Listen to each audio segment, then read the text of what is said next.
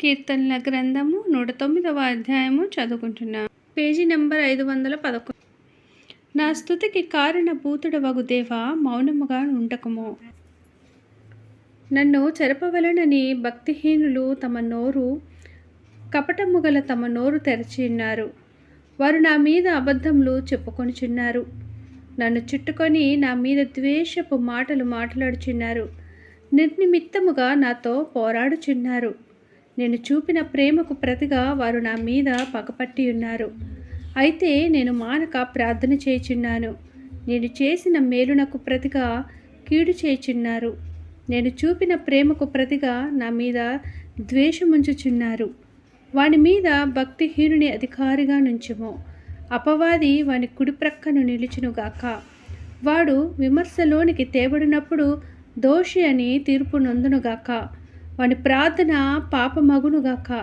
వాని జీవిత దినములు కొద్దివగునుగాక. వాని ఉద్యోగమును వేరొకడు తీసుకొనుగాక. వాని బిడ్డలు తండ్రి లేని వారవుదురుగాక. వాని భార్య విధవరాలగునుగాక.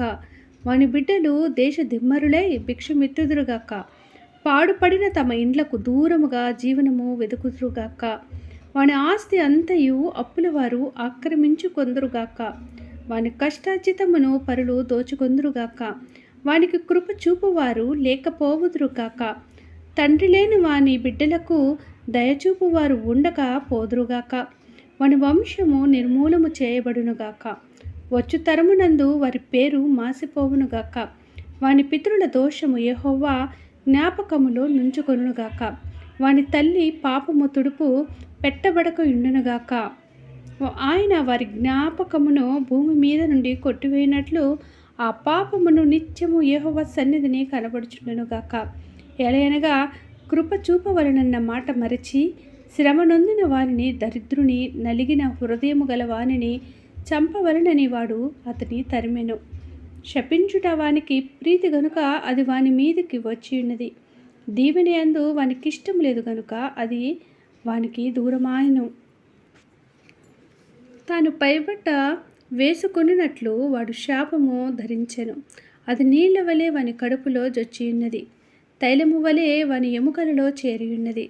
తాను కప్పుకొను వస్త్రము వలెను, తాను నిత్యము కట్టుకొను నడికట్టు వలెను అది వానిని వదలకుండునుగాక.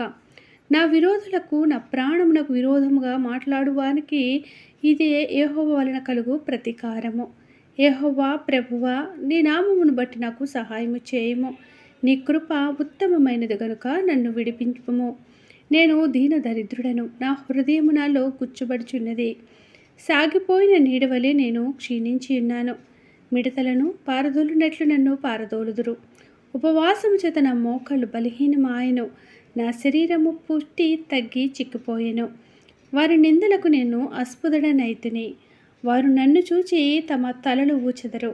యెహోవా నా దేవా, ఇది నీ చేత జరిగినదనియు యెహోవావైన నీవే దీన్ని చేసితివనియు వారికి తెలియనట్లు నాకు సహాయము చేయము. నీ కృపను బట్టి నన్ను రక్షింపము.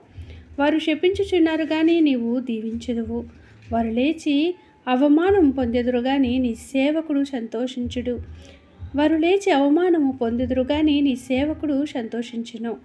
నా విరోధులు అవమానము ధరించుకొందురుగాక. తమ సిగ్గునే నిలువుటంగి వలె కప్పుకొందురుగాక. నా నోటితో నేను యెహోవాకు కృతజ్ఞతాస్తుతులు మెండుగా చెల్లించెదను. అనేకుల మధ్యను నేను ఆయనను స్తుతించెదను. దరిద్రుని ప్రాణమును విమర్శకు లోపరచు వారి చేతిలో నుండి అతనిని రక్షించుటకై యెహోవా అతని కుడి ప్రక్కను నిలుచుచున్నాడు. దేవుడి చిన్ని వాక్యమును దీవించునుగాక. ఆమేన్.